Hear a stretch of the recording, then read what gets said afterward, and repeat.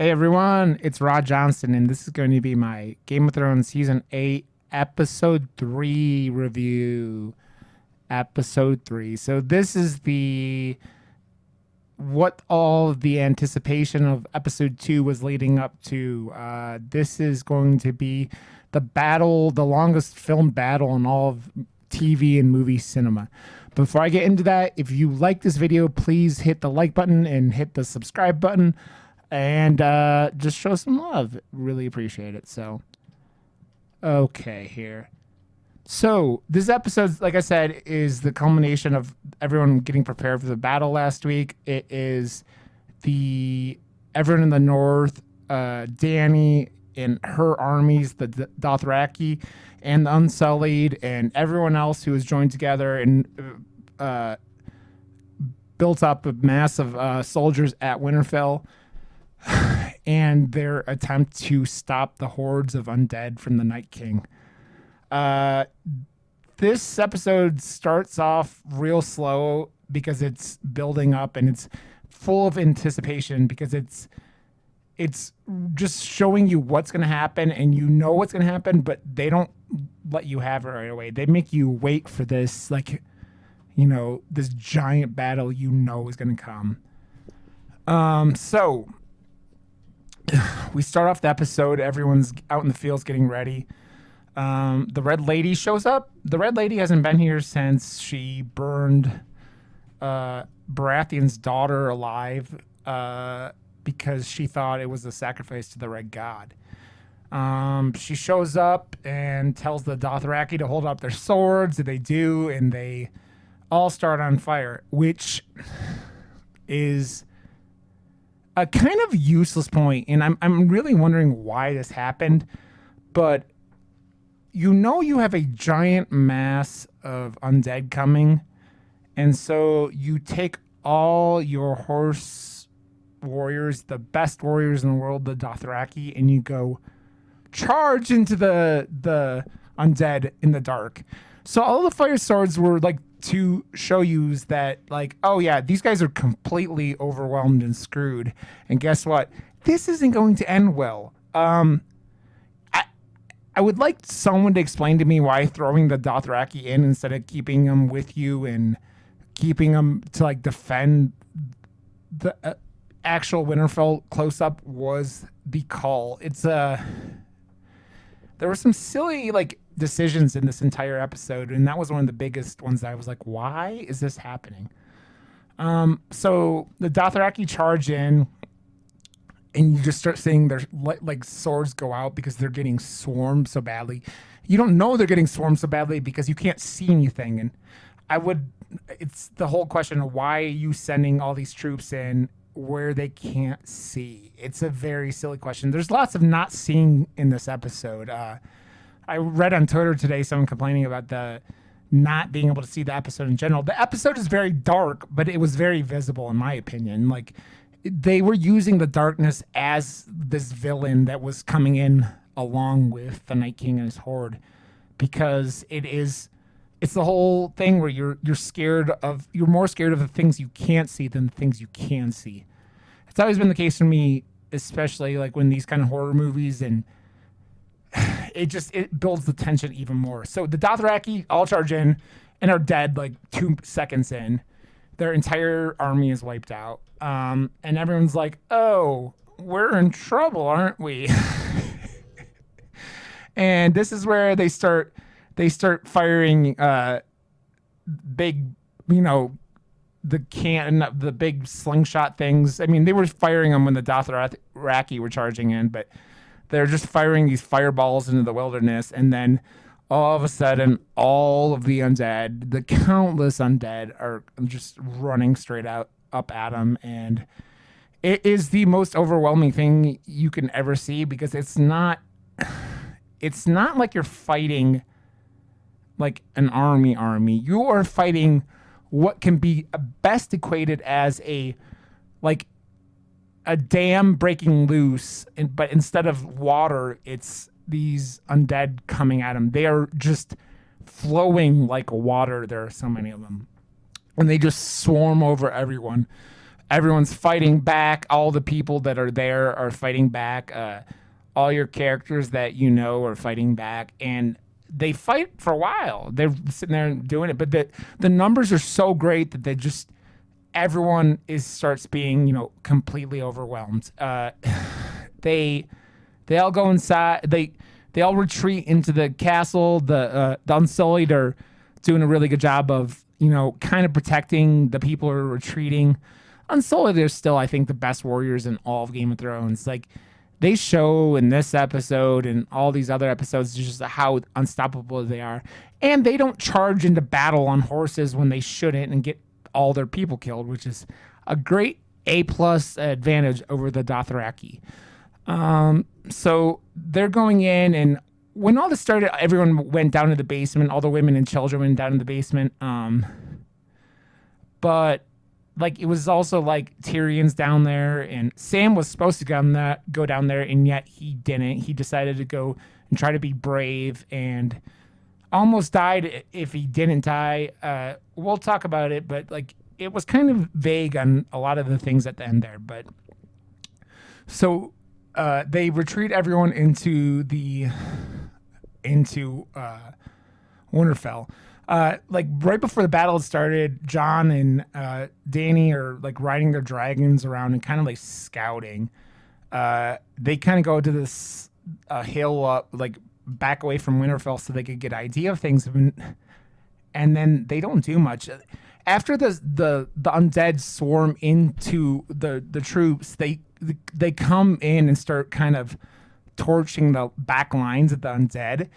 But there are so many, it really doesn't accomplish all that much, because all you're doing is temporarily delaying this like swarm of unliving creatures. Is unliving creatures a thing? I don't know. Anyways, you're just kind of delaying the swarm. I mean, they take out thousands of them like every run they're coming through, but thousands is nothing when you have like millions of these bastards.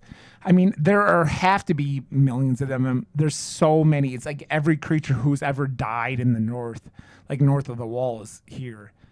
So they continue to flame as many of the undead as they can, and they are they're taking out lots of them, but it doesn't matter. There's so many, and you're seeing how overwhelmed they are. It is this feeling of helplessness that they conveyed so well in this episode. It was that, oh, they're never going to live through this. There's no way they're going to live through this, because the odds are completely impossible. Completely impossible. And I want to talk about something with that is, I think that the music in this episode, how they scored this episode, was fantastic. They knew when to go silent. They knew when to just like battle music. They knew when to they were playing very like Westworldy music at times where they kind of toned down the sound and they just let that play over, because it was that helplessness. And this episode was really, really, really, really won by Arya. Arya was the winner of this episode and pretty much the winner of Game of Thrones at this point. Not the Game of Thrones in Game of Thrones, but like the show Game of Thrones. Arya was single-handedly like running through, hordes of swarms of undead with her weapon that she had made for her. She's sitting there going, yeah, I'm going to kill as many of these as she could. And it's the best part about this was like when everyone retreated inside, the Red Lady walked out, set everything on fire, all the barricades around Winterfell on fire, and it completely freaked out the Hound. The Hound was here, and he was like, yeah, I'm good with this. And basically had panic attacks because he's terrified of fire. He's been terrified of fire the whole time because of his brother sticking his head in like a fire when he was a kid, which is why his face is all burned. So everything's on fire. He starts freaking out, and it doesn't stop Arya. Arya's sitting there killing everyone. She's killing dozens and dozens and dozens of these undead. The fire stops the undead for a little while. And then the Night King shows up. Night King rides in on his undead dragon, and basically tells them, "Hey, idiots, just put out the fire with your bodies." So they put out all the fires with their bodies and start pulling a World War Z and just piling bodies on top of each other to get into Winterfell. There have been a lot of comparisons going into this episode about the Helm's Deep battle and Lord of the Rings. I still think that battle was probably more like had a larger scale. It felt like a larger scale to me, but I think the tension in this scene was maybe not way more, but it was more intense for me personally, at least, because all that's been invested to these characters after all these years. So everyone is forced to start fighting here, and Dany and Jon go after the Night King and the dragons, and there's some dragon fighting at night, up in the sky. And when they go after him, he brings in this blizzard, and it makes the already really hard to see everything even harder. The dragons can't see anything at all, and this kind of ends up putting Jon's dragon down after a fight. One of the two dragons bites the zombie dragon and messes up its neck, but doesn't kill it because it's a zombie.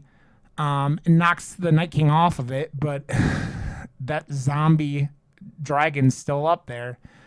He eventually goes down on the ground and is just pissed off, shooting fire everywhere, but it's coming out of his neck. His face is half eaten and zombified. It's really kind of cool. And he does all this, and so Jon gets his dragon goes down too, and he gets knocked off. And they're like, okay. So the Jon kind of goes down and he tries to go after the Night King on foot, and Dany comes back and basically torches the Night King with dragon flames. Doesn't touch the Night King at all. The Night King is completely unscathed. It was pretty impressive. It was more if not his most impressive feat after raising everything from the dead. But so he's like, yeah, I'm good. And he's like, I'm done with all this. His whole point of all this was really, or a lot of the point was just to go after Bran, the three-eyed raven. He wanted to take him out. So he's got the people all thoroughly, distracted, and decides, I'm going to go after Bran. So he goes after Bran. As he's going there, Jon finally catches up to him, and then Night King's like, no, I guess I got to distract you again. And at this point, he brings every dead creature and or being back from the dead from the battle. So everyone who had died there and who had been dead before. So all the women and children in Tyrion are down in the basement, and their corpses come alive.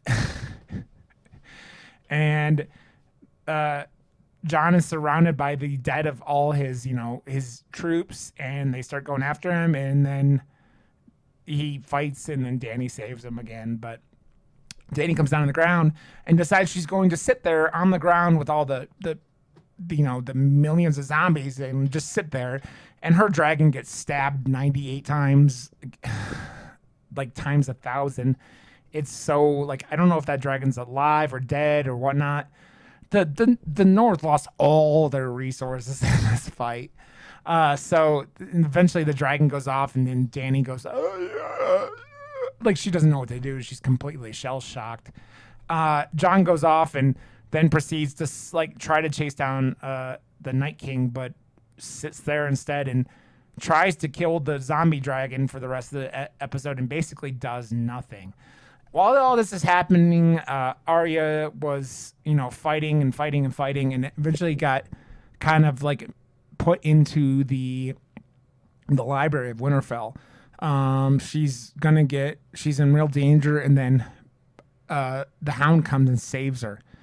The Hound was so damn good in this episode, and he really, really stole the show for this, because he was he overcame all of his fears. Him and him and the Brotherhood guy, the Band of Brotherhood guy with one eye, the one who had been survived and like brought from the ground a billion times. It had been revived a billion times. They came and got Arya. They save her. They help her get out of there, which is really good because it was Arya. She still got things to do. So they come and save Arya, and when Arya's about to, like, they're all about to get wiped out, they get through into a big room, and then the red woman comes and she's like, "You guys are good because." Basically, while they were saving Arya, the one-eyed guy got stabbed a billion times, and died. And she was like, the red woman was like, "Yeah, I brought him back a million times because he had a purpose still, and now he served his purpose. His purpose was to save Arya that entire time." You go, why is Arya being saved? Such a thing, and well, saving Arya was the thing because while the whole dragon thing and everything else was happening, Arya was like, "I gotta go save Bran." Arya disappears. Now we go into the forest and by the big red tree, and Theon and his men are fighting and protecting Bran. They're killing bunches and bunches of the undead, but it doesn't matter because there's so many of them. And he kills them and kills them and kills them until they run out of arrows, and then he's fighting with his sword. Not even his sword; it was like a spear. He does that for a while, and eventually the Night King and all the other White Walkers, so like the most powerful of all the undead, pop up, and they're there for Bran, as Bran said they would be. And at this point, it was like Bran had gone in and like had started scouting the field with ravens, and then there's a disconnect. And I have a theory, and I don't know if any of this is right. I'm wondering if Bran took over Arya to bring her to that fight. I don't know if it happened, but it did. So basically, Theon runs at the Night King, gets destroyed and murdered, and Theon's dead. Theon was probably the biggest death in this whole episode. So he does that. He kills Theon, and he's coming after Bran. And then out of freaking nowhere, Arya pops up, and like the Night King catches her, and then she like drops her dagger and just like blump, stabs him right in the chest. And then the Night King's dead. And when you kill a Night King, it's like a vampire. You know, it's like you kill the vampire and all its vampire minions die too. That's what happened. The Night King is the original undead, and so all the undead die. So we are halfway through season 8 now, and the Night King has been taken out. So the last 3 episodes are going to be about taking out Cersei. It's going to be interesting next week because they didn't do a good job of showing who had survived this fight. Characters like Jaime and Brienne and all these other characters, Sam even, like Gendry, you don't know if he died. I mean, you know Theon died. I don't think Grey Worm died. There are so many characters that you're like, Jorah died also. I forgot to say Jorah got killed protecting Dany. We don't know. We don't think the Hound died. And Lyanna Mormont had one of the best moments of this entire episode. When they were getting charged, she charged into a zombie giant, and the giant picked her up and was starting to squeeze her, and she stabbed him in the eye. He was going to eat her, and she stabs him in the eye and takes out a giant. So Lyanna Mormont gets the badass award of the show. Man, she might have been more badass than Arya. She got killed, but she was pretty damn badass. It was, I want to say, like, I talked about the music, I talked about the lighting. I just thought the episode was like, it was like 80 something minutes of just intense. The episode wasn't perfect. You had such a scale that you really know that Game of Thrones problem can be that, like, they're portraying the scale that you never truly know that's that scale's not accurate. There's not that much there. It's like Winterfell's like whole like where they train and everything has never felt very big because it's not very big, even though it would be really big for Winterfell. And so they had to hide a lot of this stuff, and they had to hide a lot of the battle. They couldn't have afforded to do this battle like during the day, which is I think one of the many reasons why it was all at night. But it was so intense the whole time, and you just felt helpless the entire time. You're like, they can't get out of this. They can't get out of this. They can't get out of this. And I mean, they do, but at what cost? I mean, so many of their soldiers and friends died. The dude from the Night's Watch got killed. Like I said, Jorah got killed. It was just so many losses that you just go, what was the cost of doing this? It's going to be very interesting to see how many actually survived. Jorah completed his redemption arc from being a scumbag to like proving a valuable ally to Dany. But it will be interesting. We got 3 episodes to deal with Cersei, so I'm very excited for this. So if you guys enjoyed this video, please hit the like button, like I said earlier, and subscribe, and you'll be notified of all my content being released when you hit the bell button also. So thank you guys for watching, and I will catch you guys next week.